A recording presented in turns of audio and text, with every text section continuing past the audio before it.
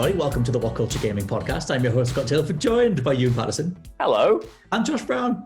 Hello. Hello. Now, across the last weekend, it was the DC Fandom Part 1, because they've split it in two. The next one's coming on September the 12th or something.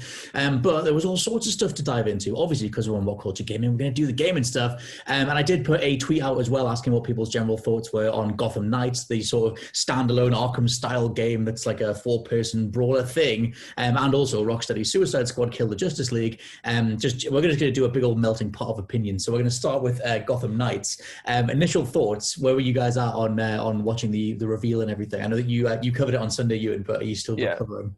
Yeah. I mean, everyone knows, everyone who's even vaguely familiar with like me will know that I've been waiting for this announcement for years and years now. And as someone whose favorite Arkham game was always Arkham Origins, spicy take, I was always looking forward to what WB Montreal had in store. You know, given how high profile all the leaks and cancellations regarding their other projects were, I was desperate and anxious to see what they had in store. So I'm really happy it's finally out there in the open. How long have we been waiting? I was a little bit trepidatious.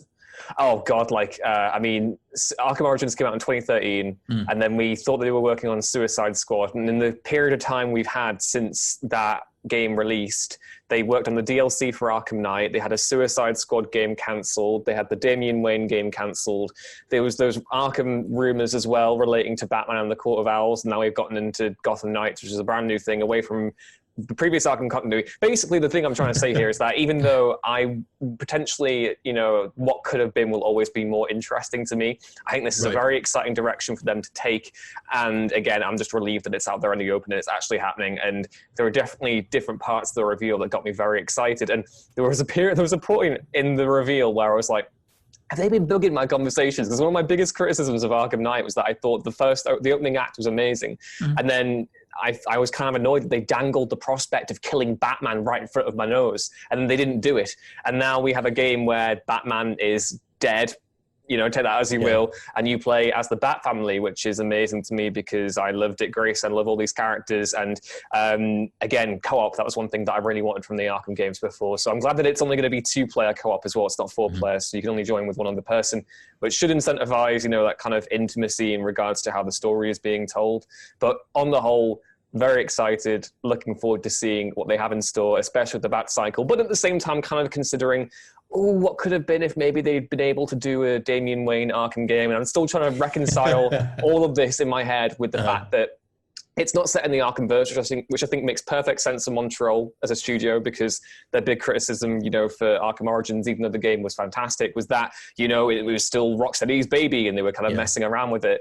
And I'm trying to reconcile that with the fact that the Arkhamverse is still going with Suicide Squad, even though aesthetically it looks way different to the previous Arkham games. And I can't really quite wrap my head around why it's still set in the Arkhamverse. But anyway, I'll stop now. I'm excited. That's basically it. Very excited, man. I will very quickly say that I'm not Ben Roy Turner, even though the label does say so in the corner of this frame. But I will say on behalf of Ben Roy Turner that he hates Gears of War and he wants the whole world to know. Josh, what did you think of Gotham Knights?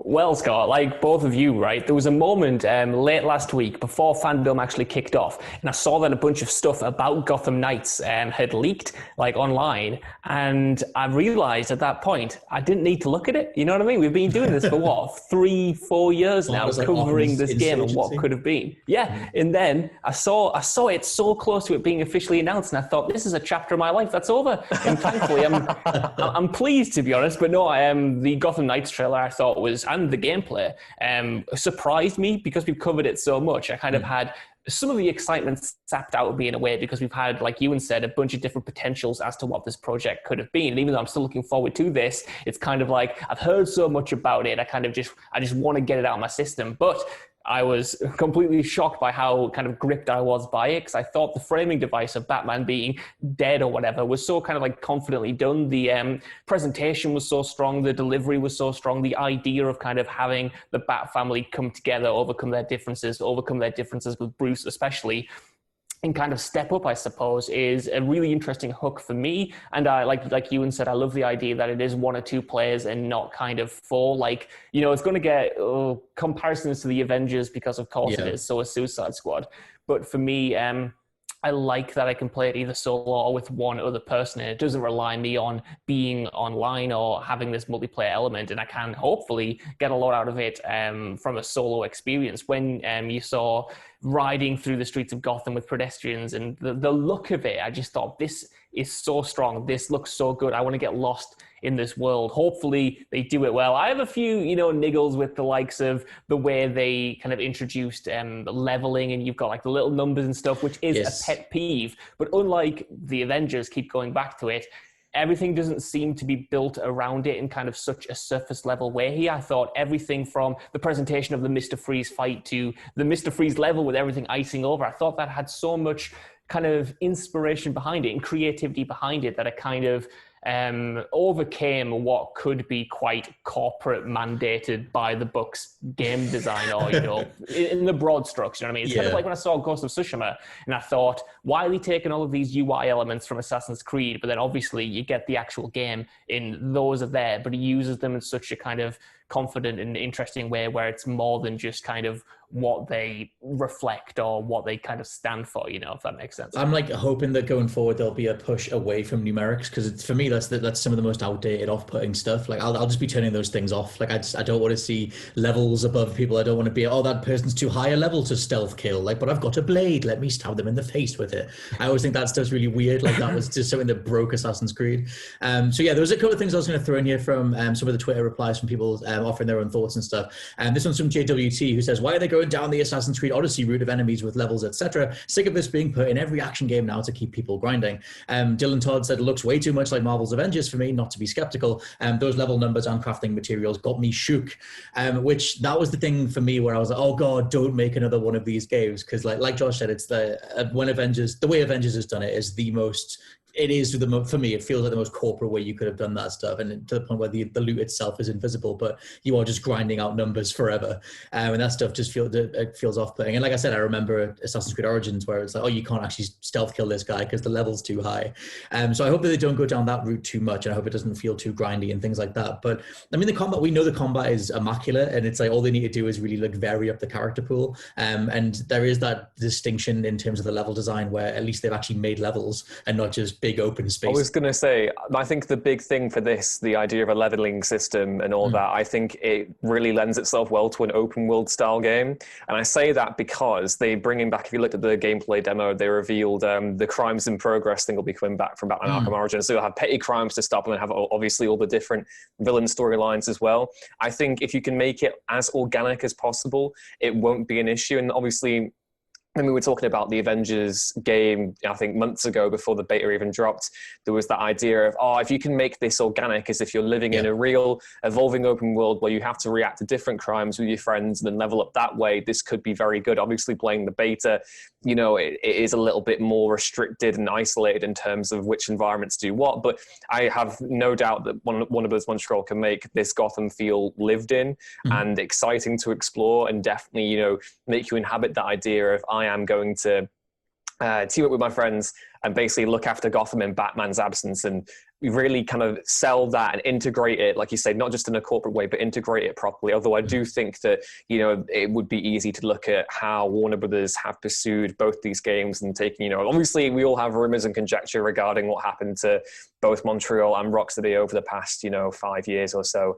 But at the end of the day, I still think both studios are incredibly talented and they can make it work. So yeah, that was my big excitement for this game, is that new interpretation of Batman kind of going in there, and hopefully they can make it all integrate seamlessly. Do you think it's weird the way that they've sort of, like, obviously I have a whole theory for how Arkham Knight's going to fold into Suicide Squad, which I'll get to in a bit, but do you think it's strange the way that they've opened with like, hey, Batman is dead, like that was the big way Arkham Knight ended, but it's not in the Arkhamverse, and then they are carrying on the Arkhamverse with Suicide Squad, but that game looks completely different? Is it just kind of, they want to kind of have their cake and eat it too? Like, hey, remember the Arkham games? We're kind of playing on that, but we're kind of not, in two different ways.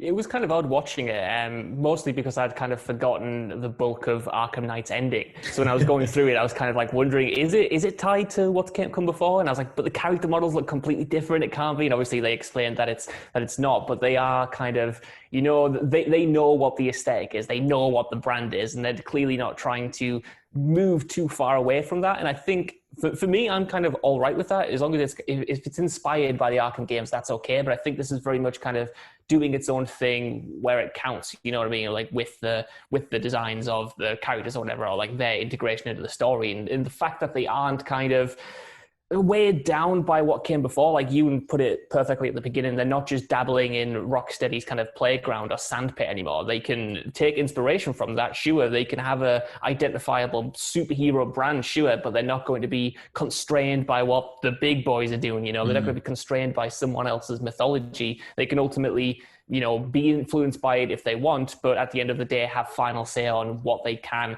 and can't do, which is, it's funny because the setup's it's not similar to Avengers, but like they're both kind of treading in this kind of idea that a major character has died. You know, Batman has died, Captain America has died, and obviously they haven't, but it's kind of weird how when I was shown this in the Avengers, I was never convinced by it, and yet I've had a single trailer for Gotham Knights, and I buy into it, and I don't know what's fundamentally different, but I felt like everything with the Gotham Knights trailer, it felt more confident. It clicked more. The character models looked good. The world looked well realized. The story fit with that whole presentation style. It didn't seem like something that came after to kind of justify a progression system or something. And I might be totally wrong, but on first kind of impressions, I believed more in Gotham Knights.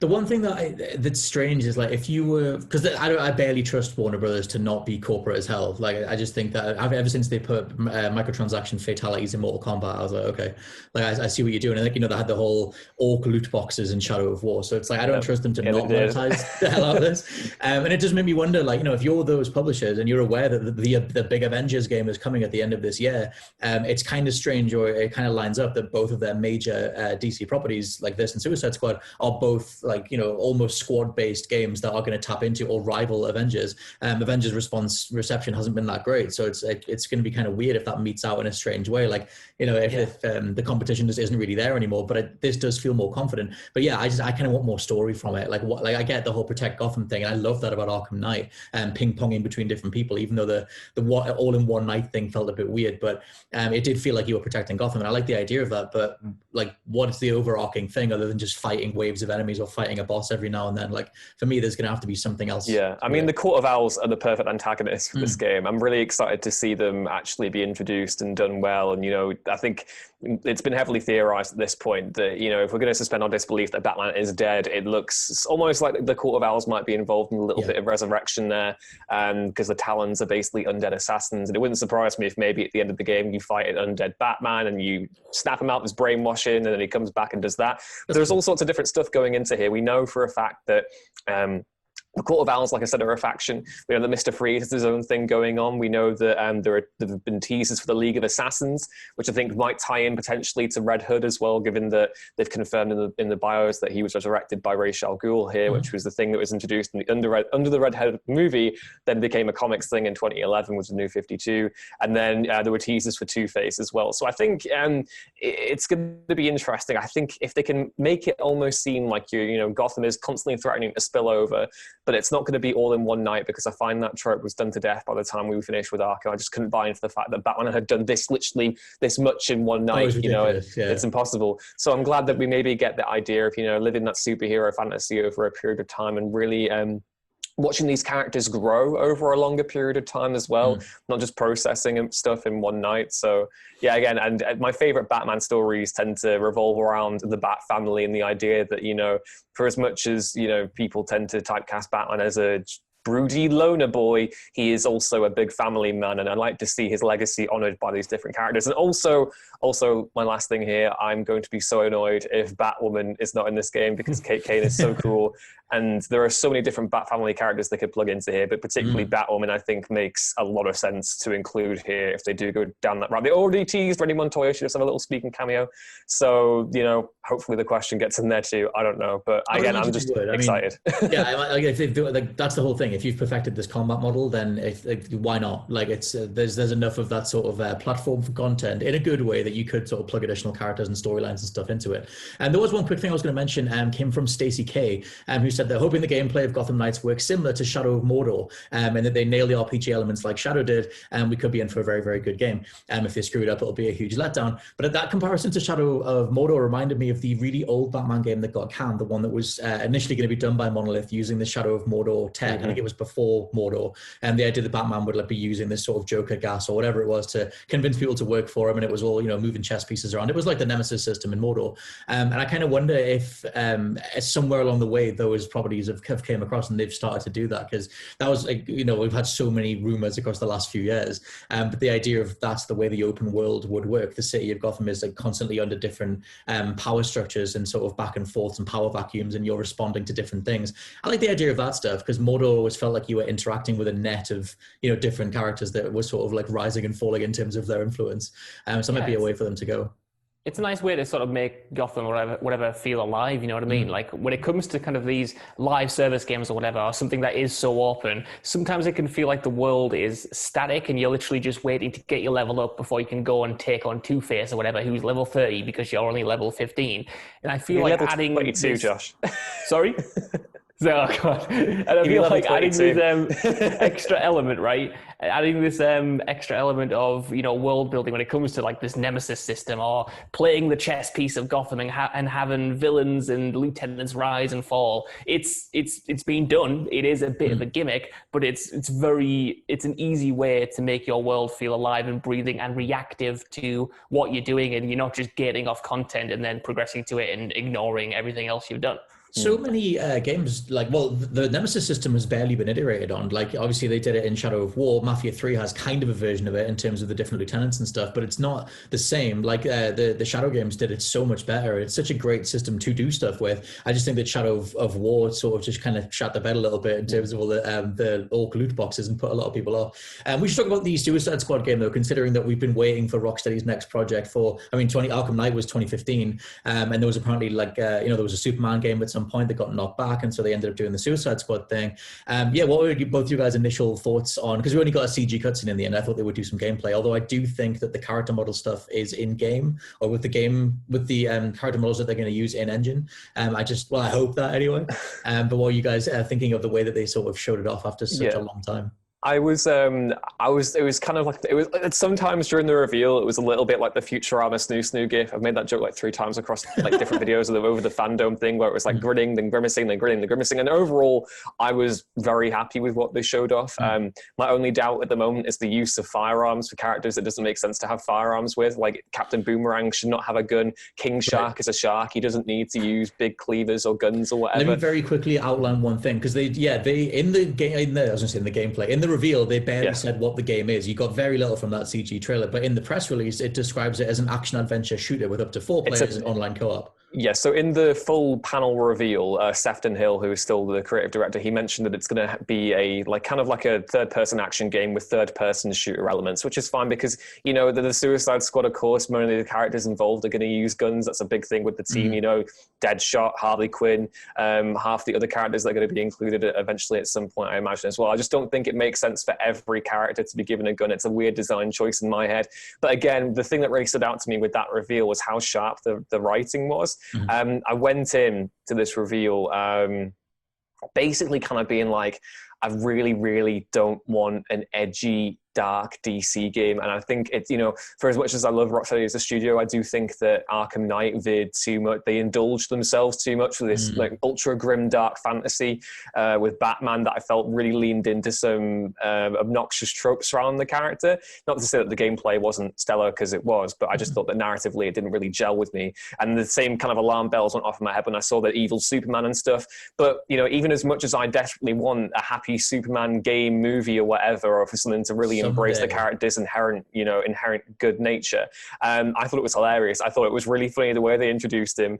The writing is so sharp. The voice acting is stellar as well. And I completely popped my ass off the bit where he comes up and King Shark's like, look, it's Superman. Superman is saving that pilot. And then literally just sees him get burnt alive. And he just goes like that. Like, that is really funny. And I'm really looking forward to the dialogue there. You know, we don't know much about the game, but, you know, in terms of an initial lineup, I'm very excited about that. And I think it's very funny, very charming, very witty. And again, I'm ultimately here for more DC experiences that I can play with my pals because I enjoy playing with friends. Josh, what was your takeaway? I don't know, man. I keep going back and forward. On the one hand, like, in the moment, I was really hyped for it, but like the more I think about it, I just don't know. Ultimately, I just need to see more. Like, judging on what we've seen so far, and in context of, you know, Rocksteady's history or whatever, I thought the trailer was pretty good. Like, like Ewan, I wasn't sure I was here for another story about Superman being brainwashed into being evil or anything like that. But I thought the banter between the Suicide Squad was like really well done. I thought it was you know, quite sharp when it came to the jokes, the gags, and Superman killing that dude. You know, for as much as we've seen that done, I thought they still managed to make it quite funny and quite fresh. Now, I'm here for the idea of hunting down the Justice League. I think that could add, you know, some interesting elements between the characters' relationships, as well as kind of Metropolis and your progression through it, taking each one down as a kind of boss or whatever. But there are some just kind of like weird and wonky elements that are inherent to the trailer and this game's announcement, I suppose. Like the whole shooter thing, I agree, it's kind of odd, the fact that it is,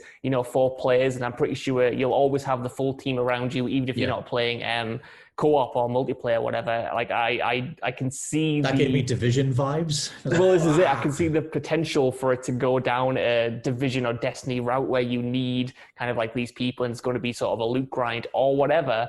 But obviously, that's just my cynicism shining through it. Obviously, it's the fact that this game is, 5 years out from Arkham Knight now, and it's got a 2022 release date, which is probably going to get pushed to 2023 because we know how these things work by now. And that's kind of a strange thing from an optics perspective, you know what I mean? Like, Rocksteady, this big studio, came out with 3 stellar Batman games on top of the world. They're nothing for kind of like 7 years. Like, it's we know, like us 3 know, and the people who have been following this channel know that there's been a lot of inner turmoil when it comes to productions from both WB Montreal and Rocksteady. In fact, like, these games were more or less switched. Originally, WB Montreal was working on a Suicide Squad game. Now it's the other way around. We know this only got started properly at the end of 2016 and 2017, but it's kind of like, just because we know doesn't make it any kind of better. It's still a strange time to unveil it when you don't have that much to show, considering the amount of time we've waited. I guess they could have maybe just held back a bit longer, but I guess at some point they're just like, it's been 5 years, like half a decade. Like, at some point we need to just let people know that something is coming. But yeah, the additional 2-year waiting time is obviously a bit of a sting, but you know, it'll always be worth it. It's always worth it to give games the time in the oven. But yeah, I mean, like I said before, like, I mean, the way that they're describing it is a signature character-driven story gameplay with third-person shooter action. And it's very vague, but like, they then go on to say it's going to be an all new experience, which makes me think that they are taking the old school melee combat stuff, other stuff from the Arkham games, and adding in like third person shooting, and hopefully that hybrid is something that we quote unquote haven't seen before. But again, I just don't trust Warner Brothers. And there's a weird thing too, in terms of, you know, you cited like the switch over in production, and the fact that they've rebooted Suicide Squad in the movie, you know, in the Hollywood, I was going to say in the DCEU, on the big screen as well. That makes me think that Warner Brothers are just like, a Suicide Squad is our youthful franchise. We need to plug, this is our Guardians of the Galaxy. We need to do everything for this. And I don't buy that yet. How much the movie was a failure, but yeah, I don't know if that comes across as well. I mean, the corporate synergy elements are definitely on display. You know, we have a Batman game releasing in 2021, the same year. But is the Batman coming out next year, or is it 2022? I can't remember. 2021 currently, yeah. So like, we have a Batman game coming out the same year the Batman movie is out. I think the Suicide Squad also comes out next year. I can't remember now. Completely lost all track of time again. Future, past, present. It means nothing anymore. Next year, and then we've got a Suicide Squad game coming out of that. But yeah, I mean, obviously, we'll never know. I mean, until maybe, you know, years from now, where someone writes a big expose on what actually went down at both studios when the games come out, and we have like the post-mortem on both of them. But, you know, we don't know what went down during the past, you know, 5 years. We know for a fact, I think it's fairly concrete, that Warner Brothers Montreal were working on Suicide Squad. WB, for whatever reason, weren't content with that, and now they've gone and done Gotham Knights, and after doing the Damian Wayne game, and it seems as though both projects were pushed, you know, into that place to ensure longevity in terms of, you know, that post release cycle, and it's very easy to see both games as platforms that can then be built on. Rocksteady are calling this a game that is story-driven, which is fine. I want to see, you could call the Avengers project or the upcoming Avengers game story-driven as well, but, obviously you can talk about all the different things going on there. Yeah, I don't know. It is a very weird thing how it's kind of swapped around, and I feel as though the rumors going into this was that Warner Brothers were going to launch a brand new shared DC games universe, but then that's not happening because they're maintaining the Arkhamverse, and then we're going to have Gotham Knights as well. Like its own thing. And it's the same thing that I'm kind of like trying to quantify in my head is that yes, I think it's great that DC are adopting that multiverse approach when it comes to the films, but I don't think they have anything to lose when it comes to maybe bringing stuff together games wise. And that's not to say that I don't want to see different studios come in with their own interpretations of these characters. I absolutely want to, and Gotham Knights is such a breath of fresh air in that regard. Visually it just looks so colorful and bright and comic booky, which I'm very here for. But so does the Suicide Squad. And it's just weird in my head because we know that Warner Brothers Montreal also have another project on the go as well, which could be Justice League potentially. We know that they have another project in store. They reference the Justice League in Gotham Knights' like little character bios, like Robin's using Justice League Watchtower tech to get around or whatever. So again, the strategy is difficult to discern from where I'm standing. I just hope at the end of the day, both games are great. But it is a little difficult to wrap my head around, especially when, us three have kind of been trying to pick apart every single little detail and and what's happened and what's been cancelled and what hasn't gone through, and trying to figure out the thought processes from the publishers in regards to that. I don't know. My thing is just, like I said, I just don't trust Warner Brothers. I think there's a lot of companies trying to chase the squad shooter thing at the minute. Like obviously ever since Destiny, Avengers has very much gone down that route. Anthem tried it as well. It's a very bankable thing if you can get it right, but there are so many failures in the attempt to get that stuff right. Like it's not called Warzone. What's that thing that blew up that I can't think of the name of that begins with a W? Josh? What's it called? Which thing? I don't know which thing this is. Warframe is the thing I was trying to think of. Warframe took the hell off, and that thing's been a big deal for a while. And I think a lot of people are trying to chase that because that's still in the Steam top 10 and has been for years. Speaking of figuring out thought processes, I'm going to throw a theory at you. Because Suicide Squad does take place after Arkham Knight, or at least it's in the Arkhamverse. Let's assume that it's after Arkham Knight when Batman is quote unquote dead. Although he then does come back in the true ending, the 100% completion ending for Arkham Knight, being a bit wacky, using the Scarecrow toxins or whatever to freak out some bandit people and save some people. And the game just sort of ends the true ending with him being this like monstrous spectral version of himself. What if Brainiac was in control the whole time, and what if that's their pivot into the Suicide Squad, and actually the reason he was insane, the reason all the fans didn't like it, doesn't matter because it was Brainiac. Don't worry about it. Yeah, it seems neat enough. I have no major problems with that. You know what I mean? If you can pull that off and get some kind of connective tissue to that ending of this game, by all means, they mentioned that Superman exists. Obviously, they mentioned like Green Arrow and there's other people as well. But like they might as well. Otherwise, there's not much point in tying it to the Arkhamverse because they look completely different. My spicy take is that when I looked at that footage, if you told me it was a Fortnite DLC pack, I would have believed you. Like that was my thing, because it does look hyper colorful, and that's great. But like it needs more of an identity, I think, which it can get in terms of gameplay mechanics and tying it to the Arkhamverse, which for as much as like, you said, Ewan, like they went down that sort of more almost like morose tone, at least it was Rocksteady's to some degree anyway, at least in the game space. Yeah, I mean, I think from that trailer, I thought captured the nature of the Suicide Squad pretty well, to be fair. And, the whole deal with the team, Dirty Dozen style premise where you get bad people to do ostensibly good to morally ambiguous things. And I guess the main thing holding me back, and it's not that I'm not looking forward to the game because I am, it's just that there are certain decisions that I'm not too just keen on. I feel as though Brainiac as the villain is a little bit weird. After Injustice 2 had Brainiac as the villain, I feel as though an evil Superman story is a little bit weird, given that both Injustice games had an evil Superman. We had Brightburn the other year. And it just seems to be League itself, the movie. Yeah. And in Justice League, he comes back as an evil Batman for a little bit as well. So again, I totally have full faith that Rocksteady can make those narrative choices work and really own them and stuff. But if I'm going to be a little childish brat about it, I'm just going to say it's not potentially the game that I would have asked for. I would have probably wanted something else. But at the same time, I thought the trailer was really funny. I'm looking forward to playing the ever-living crap out of King Shark because I'm just enjoying all the King Shark content we're getting everywhere. You have your shark to it's down there. Okay. He's resting. He's but yeah, like I don't know. I'm still excited. I'm making it sound as though I'm quite down on it, but I don't know, like it was like a mixed bag reveal. Like you want to be psyched for it. I think as someone who doesn't know anything about the Suicide Squad, in terms of my reference point is the movie, the terrible movie from a couple of years ago, which obviously did a massive disservice to what that IP should be. And so like that's it. Like, you know, in terms of trying to sell me on these characters, like, you know, I fought Deadshot in some Arkham games, but like, you know, it's very little. So like in terms of releasing something now and being like, this is why you need to care, it didn't massively grab me, other than a giant shark in some pants is cool, but I'm going to need a little bit more going forward. But I think they need to just show some gameplay.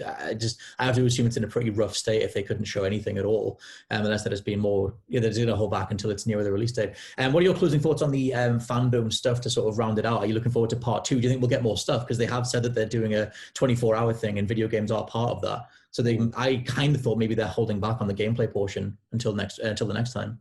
It was a cool endeavor, I thought. I didn't actually watch much of it, but the idea of like dominating that weekend in terms of news and having all of these genuinely high profile, mostly very good trailers and reveals, like considering we're in a year without, you know, a proper E3 and Comic-Con kind of like came and went, I think this, across all of the different industries and mediums, was the most confident, well put together reveal that we've had like so far. And I think this could set a precedent, hopefully, for other companies going forward, because it didn't feel slight. It felt big. It felt impactful. And for the first time in a long time, I actually felt normal waking up to like news that wasn't just abhorrent, abject misery. There were a few little nuggets of niceness in there about Gotham Knights, or, you know, silly things that are ultimately inconsequential in the grand scheme of things, but which did make me feel like a human being. Yeah, that's a good point. I think bringing for us especially, you know, it's very unlikely that we'll get to go to an American Comic-Con style thing anytime soon. And I thought that it was a great celebration of DC. I was very there was lots of different things that happened in the build up to the event that kind of took the shine off it for me. Me and Josh reported the other week on WhatCulture Comics about the numerous layoffs that have hit the comics side of things. But I was pleasantly surprised to see the comics given plenty of spotlight at the event. You know, we had a lot of panels and stuff that really kind of, you know, the second panel that they had was about, you know, the Sandman universe with Neil Gaiman. So that was pretty impressive. And we had different bits of announcements about Milestone Media coming back or whatever. I definitely want to see it again. You know, I'm looking forward to seeing what they have in store at part 2. I would doubt that we get any Suicide Squad gameplay for now, because in my mind, you know, in terms of looking at how Warner Brothers are going to market their upcoming games, it makes much more sense to really hammer home Gotham Knights. And then, you know, I definitely think the Suicide Squad announcement was just to be like, you know, a relief. It's out in the open now. This is a thing. It's actually happening, you know, whereas Gotham Knights is obviously, you know, more along in terms of production. So I'm not expecting as many big bombshell announcements in the next one, but certainly going forward, I would like to see more of these things, regardless of some of the cringe that went on with the Snyder Cut and other stuff. That's what I was going to say, the Will Arnett stuff after the Suicide Squad trailer, where they're just on the phone to him and stuff. I was like, I don't need this. No one needs this. We're only waiting for more gameplay. But yeah, I mean, it definitely proves to any company like that you can absolutely dominate a media cycle for a short portion of time, providing you can, you know, line up enough things in a row. But yeah, the next event is, I think it's September 12th for the other half, and we'll keep an eye on stuff. But let us know what you think down in the comments below. What did you think of the DC Fandom, and what do you think of Gotham Knights and Suicide Squad? Kill the Justice League from what you've seen so far. For now, this has been the WhatCulture Gaming Podcast. I've been your host, Scott Tailford, joined by Ewan Patterson. Bye. And Josh Brown. Farewell. And we'll catch you next time. Bye. So long. Farewell. Godspeed. Goodbye.